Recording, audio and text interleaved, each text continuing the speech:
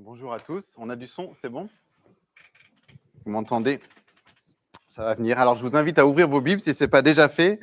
On ne perd pas les bons réflexes, qu'elles soient électroniques ou qu'elles soient en papier. Et on est dans le psaume 73, on continue ce parcours dans les psaumes. Aujourd'hui, on a encore 2 dimanches. Psaume 107 la semaine prochaine, psaume 139 la semaine d'après. Alors je ne vous cache pas que ce message, il m'a fait transpirer. Mais peut-être pas pour les raisons auxquelles on pense. On a tous eu chaud cette semaine, on est tous reconnaissants pour la chute des températures cette nuit. Et avant de lire ce texte, avant de se plonger dans la parole de Dieu, je vous invite vraiment à prier avec moi pour que nos cœurs soient bien disposés. Seigneur, on veut te remercier pour ce temps qu'on peut passer ensemble, ce rassemblement avec nos frères et sœurs ce matin pour te louer, pour venir à ta rencontre, pour t'exprimer ce qui est dans nos cœurs, cette reconnaissance, cet amour que nous avons pour toi. Seigneur, nous voulons te remercier aussi pour ta parole, pour ces écritures que nous avons, où tu te révèles, à travers lesquelles tu nous parles. Et Seigneur, nous voulons encore ce matin te demander de disposer nos cœurs, d'ôter tout ce qui peut faire obstacle à ce que toi tu veux nous dire à travers ce psaume. Et Seigneur, on te demande vraiment de toucher nos cœurs, de mettre le doigt là où nous devons changer les choses, Seigneur, de nous encourager si c'est ce dont nous avons besoin ce matin, de nous réconforter, peut-être de nous secouer ou de nous réveiller si c'est cela que nous avons besoin. Seigneur, en tout cas, nous ne voulons pas repartir d'ici comme nous sommes venus. Et Seigneur, nous savons que ta parole est puissante et nous te demandons vraiment de l'utiliser. Au nom de Jésus. Amen. Alors jusqu'ici, dans notre série, on a vu des psaumes, on a vu toute une sélection. Il y en avait beaucoup qui étaient attribués à David, surtout les derniers qu'on a fait. Il y en avait quelques-uns qui étaient sans auteur connu. Et donc ce matin, on va changer de psalmiste. Encore une fois, on va changer d'auteur-compositeur et on va parcourir ensemble un psaume écrit par un certain Asaph. Alors, ce n'est pas sur ma liste de prénoms pour le prochain enfant, mais Asaph, en fait, si vous ne le connaissez pas, c'était un lévite. Il était le chef d'un groupe de musiciens qui avait pour rôle de diriger le chant et l'adoration dans la maison de l'Éternel. Il avait été nommé à ce poste justement par le roi David. Et vous pouvez lire, si vous voulez voir ce que la Bible dit d'Asaph dans 1 Chronique 6, 1 Chronique 16, vous pouvez aller voir ce que la Bible en dit. Asaph était un homme qui connaissait Dieu. C'était un homme qui aimait Dieu et qui servait Dieu. C'était toute sa vie. Il était lévite, il servait Dieu. Mais en même temps, il était bien connecté à la réalité. Il était conscient des tensions et de la lutte que représente la vie par la foi dans un monde incrédule.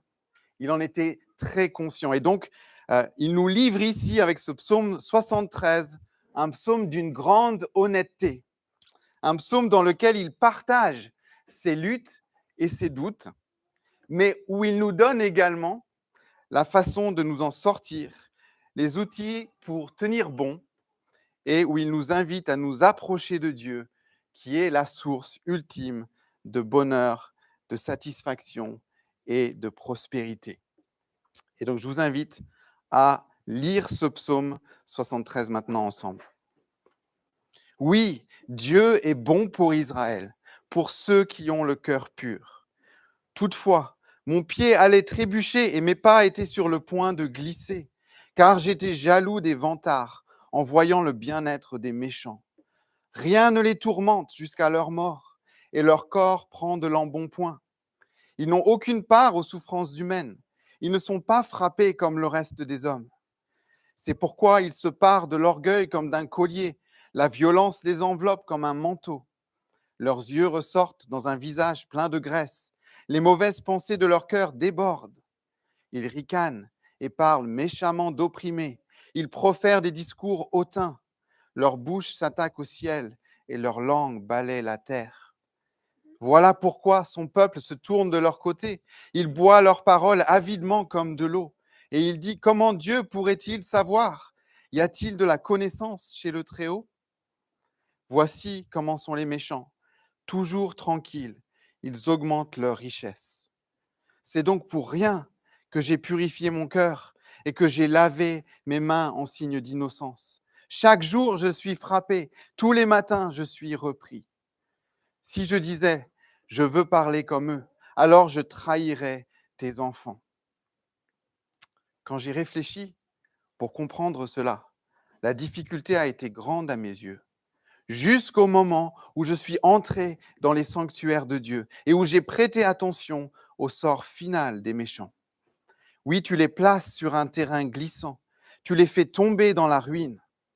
Et voilà, en un instant, ils sont détruits, ils ont disparu, anéantis par l'épouvante. Comme un rêve qui se dissipe au réveil. Seigneur, à ton réveil, tu repousses leur image. Lorsque mon cœur était aigri et mes reins transpercés, j'étais idiot et je ne comprenais rien. J'étais devant toi comme une bête. Cependant, je suis toujours avec toi. Tu m'as empoigné la main droite. Tu me conduiras par ton conseil, puis tu me prendras dans la gloire. Qui d'autre ai-je au ciel? Et sur la terre, je ne prends plaisir qu'en toi. Mon corps et mon cœur peuvent s'épuiser. Dieu sera toujours le rocher de mon cœur et ma bonne part. Oui, ceux qui s'éloignent de toi vont à leur perte. Tu réduis au silence tous ceux qui te sont infidèles. Pour moi, mon bonheur, c'est de m'approcher de Dieu. Je place mon refuge en toi, Seigneur, éternel, afin de raconter tout ce que tu fais. Voilà pour la lecture ce matin.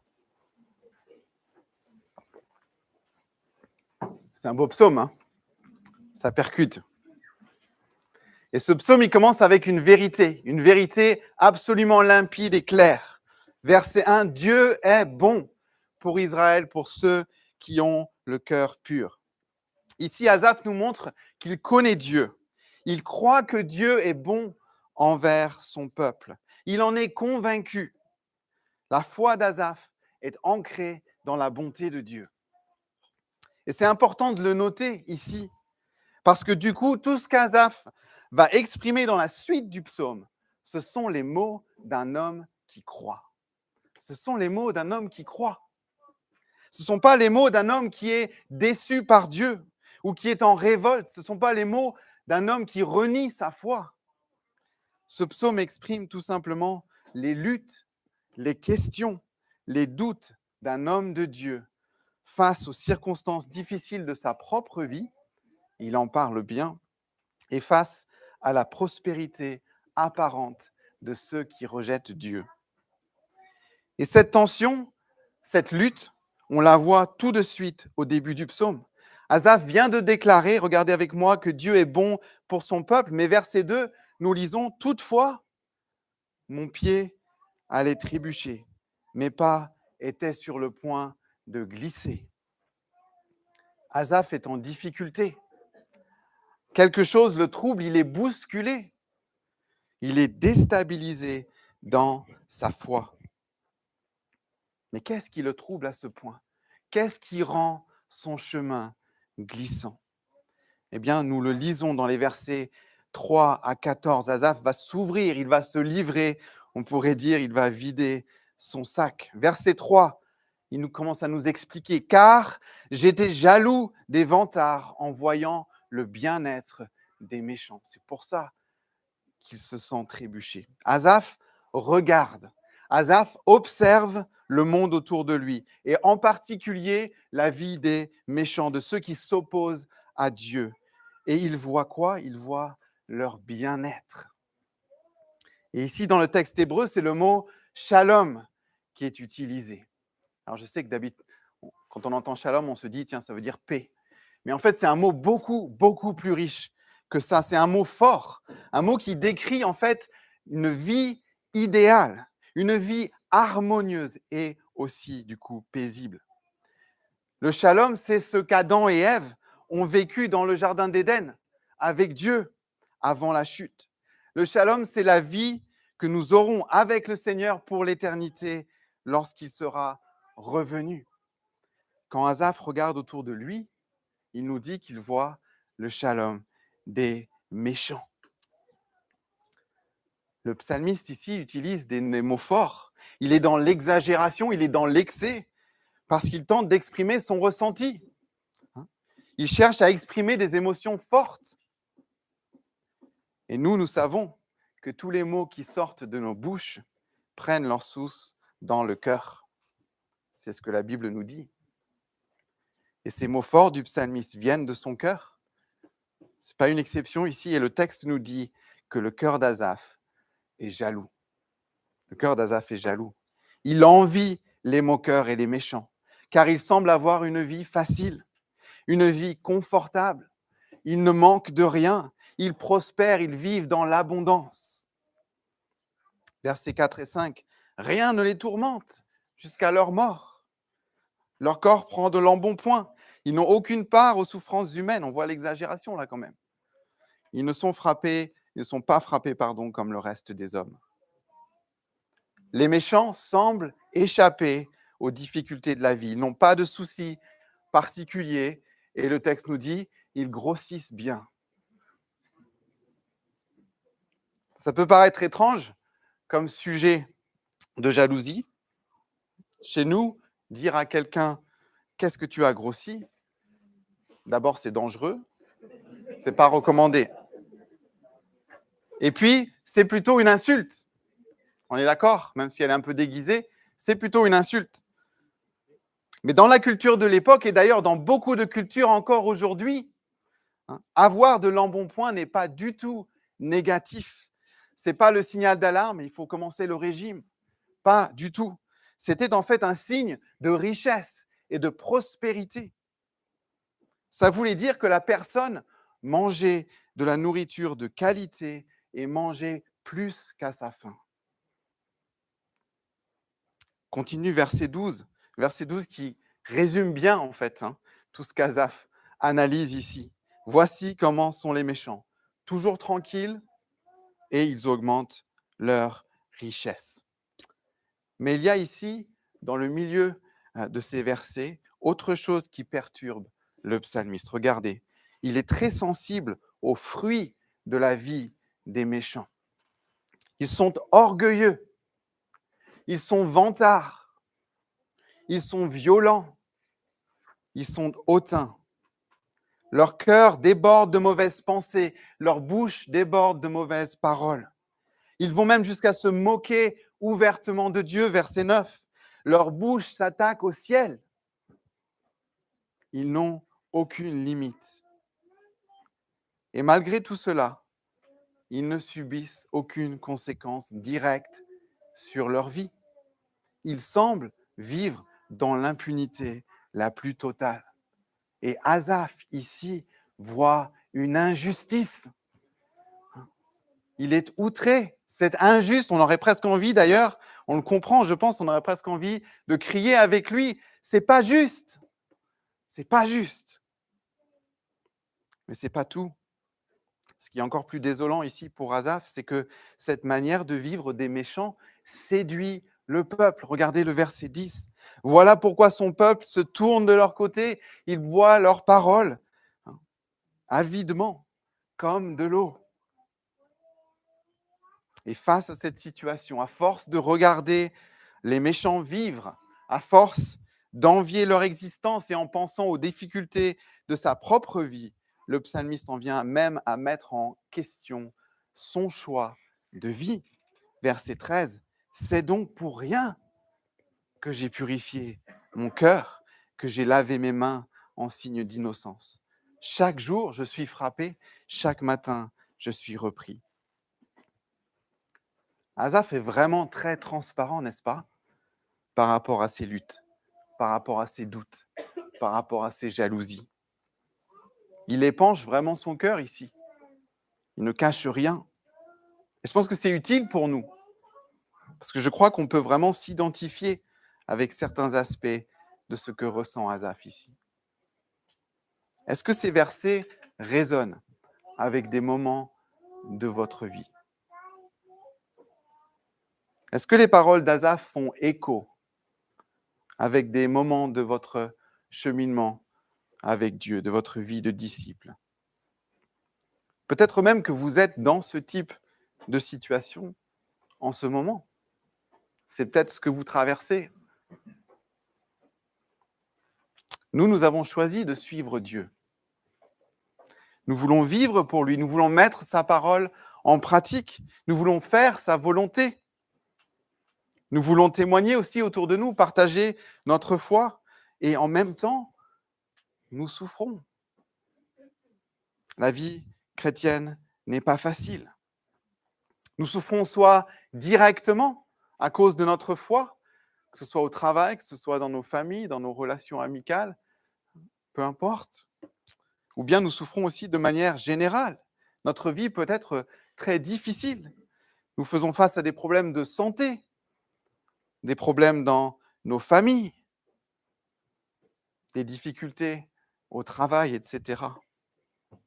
Et il faut avouer que parfois, lorsque nous sommes dans une saison difficile de nos vies et que nous regardons autour de nous et que nous voyons l'apparente prospérité des autres, leur bonheur, la prospérité et le bonheur de ceux qui vivent sans Dieu, eh bien, il nous arrive à nous aussi d'être jaloux ou bien d'être déstabilisés, de voir un décalage injuste. Et c'est le risque quand on se compare aux autres. C'est le risque que l'on encourt. Dans notre marche chrétienne, et ça je pense que c'est clair avec ce psaume, il nous arrivera de douter et d'être déstabilisés. Et je pense que c'est important de le dire. C'est important de ne pas vivre avec cette impression que la vie chrétienne, ça veut dire que voilà, tout va aller très très bien, j'aurai aucune difficulté, le doute ne m'atteint pas. On va être bousculé, on va être déstabilisé, on va douter. Mais l'important, c'est de ne pas laisser le doute s'installer, de ne pas laisser ces choses prendre racine dans nos cœurs. Lorsque nous doutons, lorsque nous sommes déstabilisés, nous devons réagir. Et Asaph est ici, dans ce psaume, un bon exemple pour nous. Sa vision était beaucoup trop limitée. Il regardait soit à sa propre situation,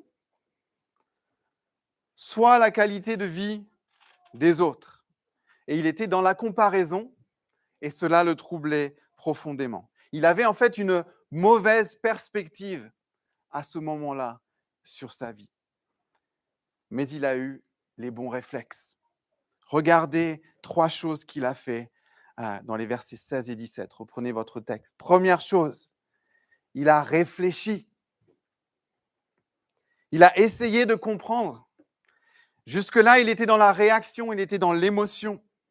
Mais il a pris le temps de réfléchir, de chercher une explication à sa situation. Il a cherché à comprendre comment réconcilier la bonté de Dieu dont il est convaincu et l'injustice présente dans le monde autour de lui.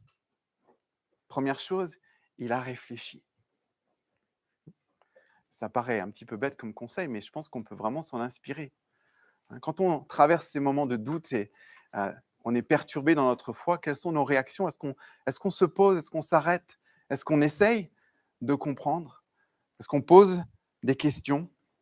Ou bien est-ce qu'on reste dans la réaction et l'émotion ?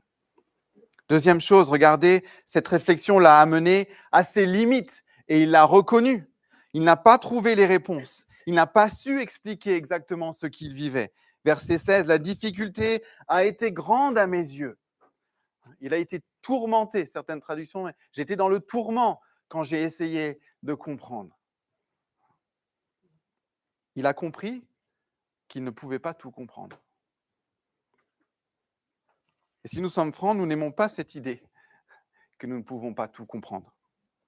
Pourtant, savoir reconnaître ses limites, autant dans la connaissance que dans la sagesse, c'est une étape importante, c'est même une étape indispensable pour nous aider à sortir de nos doutes et de mettre fin à nos luttes.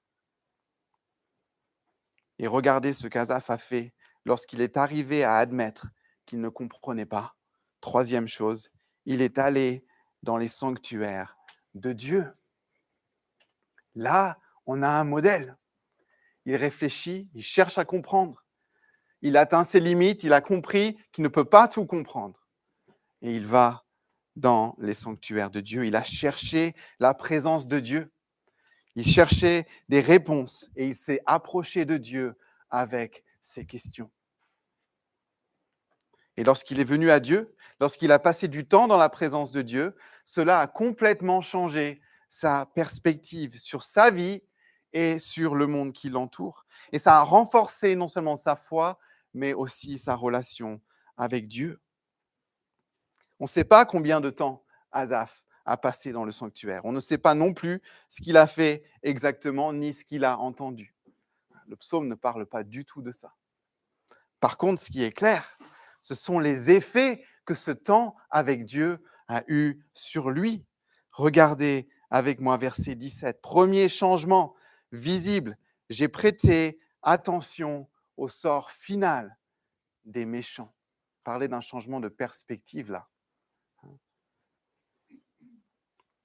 Asaph a compris, ou bien s'est rappelé tout simplement, que Dieu est juste. Lui qui était en rébellion, qui trouvait les choses injustes, s'est rappelé que Dieu est juste, mais qu'il rend justice à sa façon.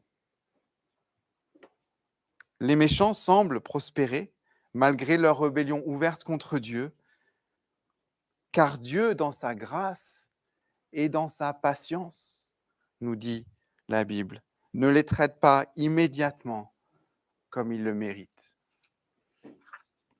Mais le texte nous dit qu'ils sont sur une pente glissante et que le jour viendra où justice sera rendue une fois pour toutes. Et ce qui attend les méchants, regardez, c'est une description absolument terrible, c'est la ruine, c'est la destruction, c'est l'épouvante. Voilà ce qui attend ceux qui persistent dans leur rébellion à Dieu. Et Asaph continue, verset 20, comme un rêve qui se dissipe au réveil. Seigneur, à ton réveil, tu repousses leur image. C'est poétique, là. Je ne sais pas si vous avez déjà eu des rêves très détaillés. Vous savez, des rêves vraiment très élaborés, très intenses, très vivides, dans lesquels vous avez recréé tout un monde, pas forcément logique ou cohérent, mais dans lequel vous avez créé tout un monde et vous y vivez des situations qui semblent tellement réelles. Vous voyez ce que je veux dire? Vous avez eu des rêves comme ça? C'est vraiment très, très réel. Et pourtant, peu importe l'intensité de nos rêves, lorsque le réveil sonne et nous sort du sommeil, il ne faut pas plus que quelques secondes pour revenir à la réalité. Et parfois, le réveil est dur. On aimait bien notre rêve. Ce psaume nous dit que la vie des méchants, est comme un rêve qui semble bien réel, mais qui est fragile, éphémère et qui un jour prendra fin lorsque Dieu viendra pour juger. Et ceux qui pensent que la vraie vie, le vrai bonheur, c'est une vie sans Dieu, une vie centrée sur soi, une vie guidée par ses propres désirs, se trompent eux-mêmes. La vie du méchant présentée dans ce texte a l'apparence de la prospérité et du bonheur. Mais le texte est clair, elle mène à la ruine. Vivre une vie où tout est permis, tu fais ce que tu veux, peu importe les conséquences, une vie d'indépendance complète de Dieu est en fait une publicité mensongère.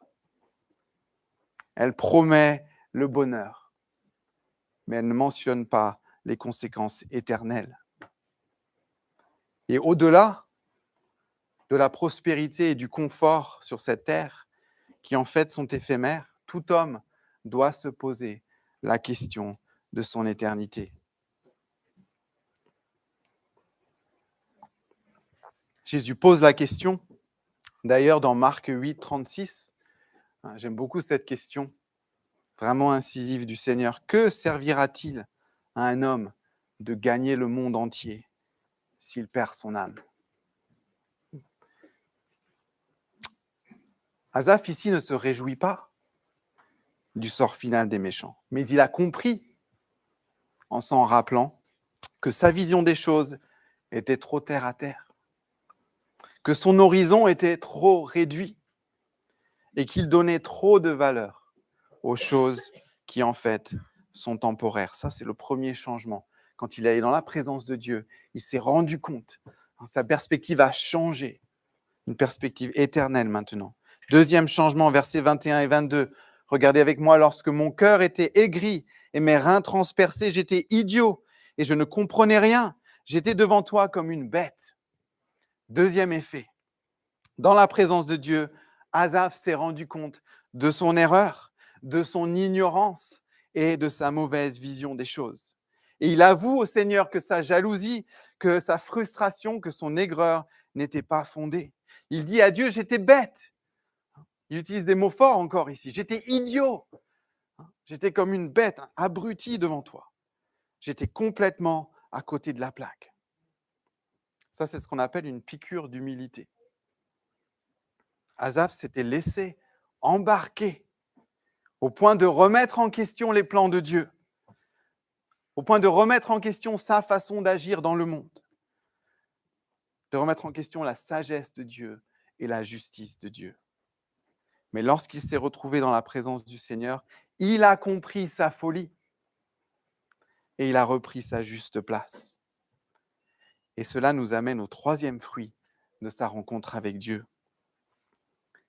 Asaph est véritablement transformé.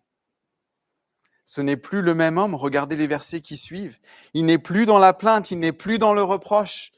Il ne s'appuie-toi plus sur son sort, fini la jalousie et le doute. Il loue Dieu, il se réjouit de sa relation avec Dieu. Il s'est rendu compte que la vraie prospérité est en Dieu. Le vrai bonheur, c'est de connaître Dieu et d'être son enfant. Regardez comment cette vie est décrite. Regardez ce changement, versets 23 à 28. Premièrement, Dieu nous garde et nous protège. Verset 23, cependant, je suis toujours avec toi. Tu m'as empoigné la main droite. Ici, c'est l'image de Dieu qui tient notre main, qui nous tient fermement pour nous retenir si nous trébuchons. Ça me rappelle ce que les parents font pour leurs enfants. Je le fais avec les miens. Lorsqu'on marche dans la rue en tenant la main de nos petits-enfants, bien sûr, c'est rassurant pour eux, mais c'est aussi surtout utile quand ils butent, quand ils s'entravent, quand ils perdent pied. Parce qu'à ce moment-là, qu'est-ce qu'on fait ? On peut les retenir pour qu'ils ne tombent pas. Et c'est exactement, si vous regardez de nouveau au début du psaume, c'est exactement ce que Dieu a fait pour Asaph au verset 2, n'est-ce pas ? Regardez la façon dont Asaph parle de ses troubles. Il dit « Mon pied allait trébucher, mais pas était sur le point de glisser. » Il n'a pas dit « Je suis en pleine glissade ». Il a dit « J'étais sur le point de glisser ». Asaph était déstabilisé dans sa foi, mais malgré tous ses doutes, il n'est pas tombé, il n'a pas glissé, car Dieu lui tenait la main et Dieu l'a retenu. Et c'est ce que Dieu fait pour nous aussi, si nous sommes ses enfants. Même si nous traversons des moments difficiles, même si nous doutons, nous pouvons compter sur notre Dieu qui nous tient la main et nous protège. Et puis regardez ensuite Dieu qui guide et qui conduit, verset 24, « Tu me conduiras par ton conseil, puis tu me prendras dans la gloire. » Dieu nous conduit sur le chemin par son conseil. Et ce chemin mène à la gloire. Vous voyez le contraste ici avec le sort final des méchants, qui est la ruine. La gloire, c'est ce qui nous attend pour l'éternité. La gloire, c'est d'être un jour dans la présence de Dieu pour toujours.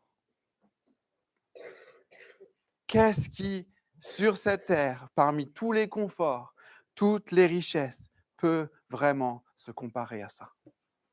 Qu'est-ce qui peut vraiment se comparer à cela ? C'est ça la vraie prospérité. Le conseil de Dieu ici, bien sûr, c'est sa parole. Nous sommes donc invités à nouveau ce matin à nous plonger dans la Bible, à méditer les instructions de Dieu, à mettre en pratique ses commandements. Ils nous ont été donnés pour nous apprendre à vivre une vie qui honore Dieu, qui honorent le Seigneur. Et puis aussi pour nous aider à éviter les pièges et les tentations le long du chemin. Notez au passage ici qu'Asaph ne se réjouit pas simple parce que Dieu a décidé de changer ou d'améliorer ses circonstances. Il n'en parle pas. Asaph n'est pas dans la joie ici parce que Dieu aurait promis d'enlever tous ses problèmes et toutes ses difficultés.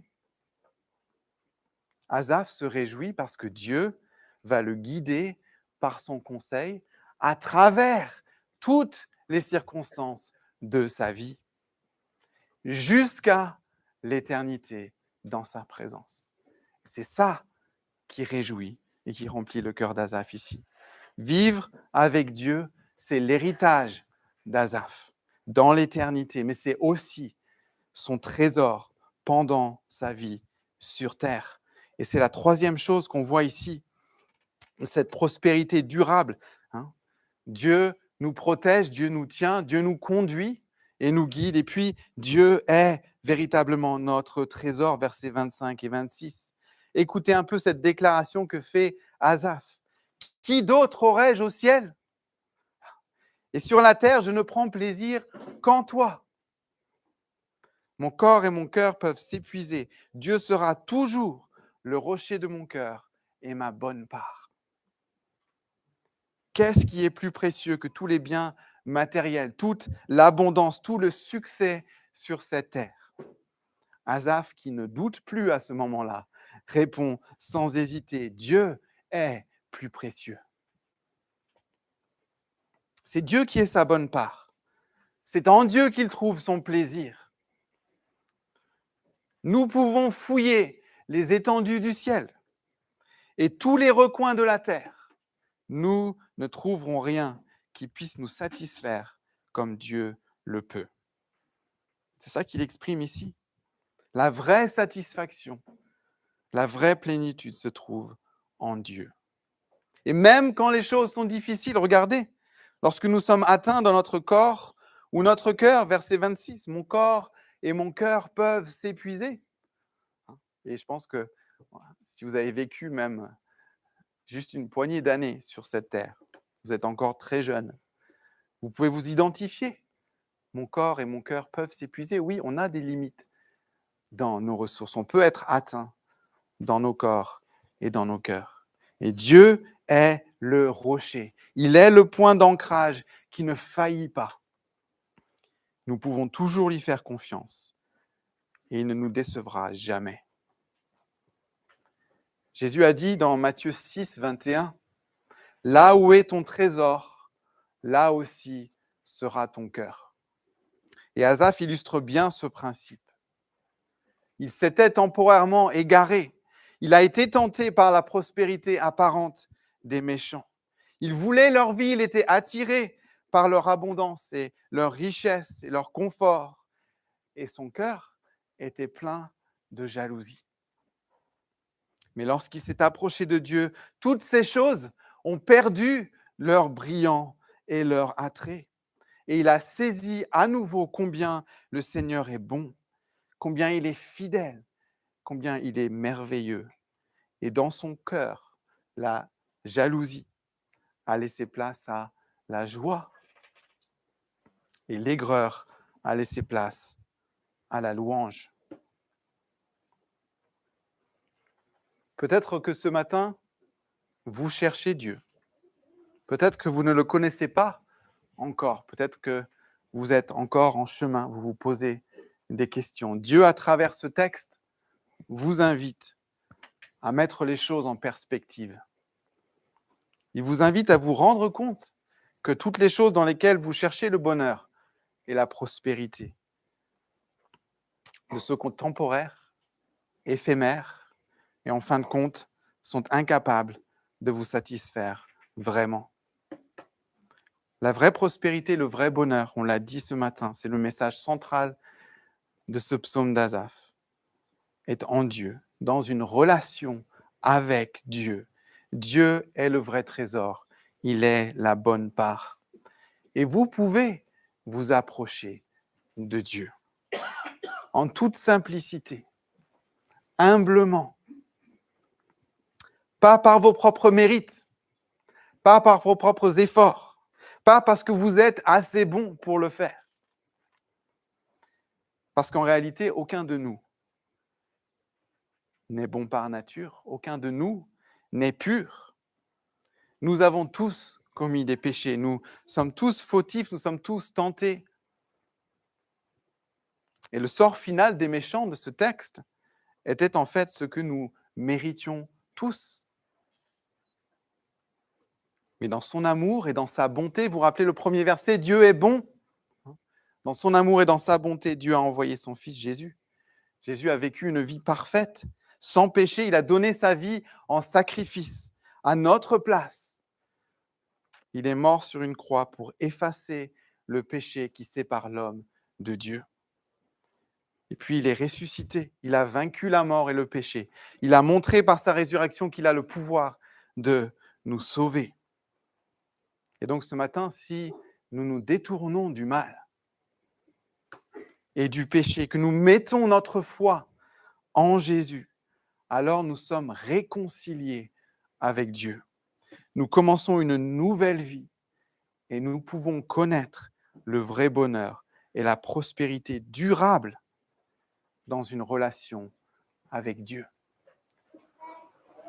Si vous en êtes à ce point dans votre cheminement, l'invitation est ouverte ce matin. Et pour nous chrétiens, ce psaume est aussi une invitation à examiner nos vies et à voir si Dieu est véritablement notre bonne part. Vous n'avez pas besoin de le faire tout de suite, vous pouvez prendre le temps de le faire.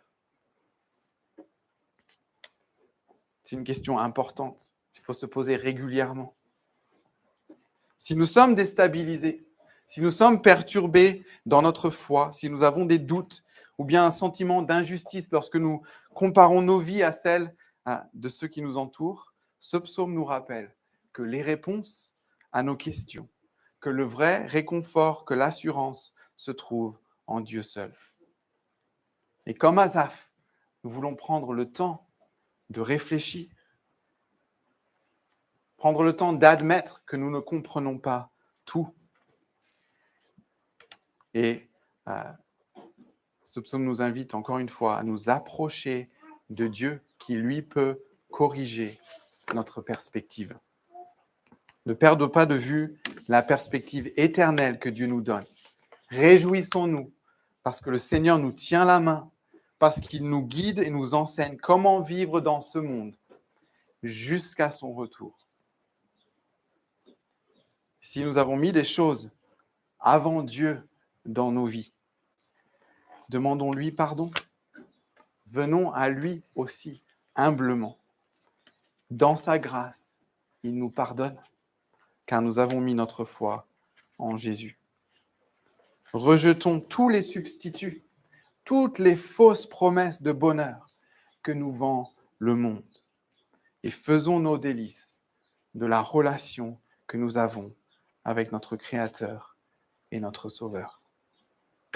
Pour conclure, je voudrais simplement lire avec vous les 2 derniers versets de ce psaume.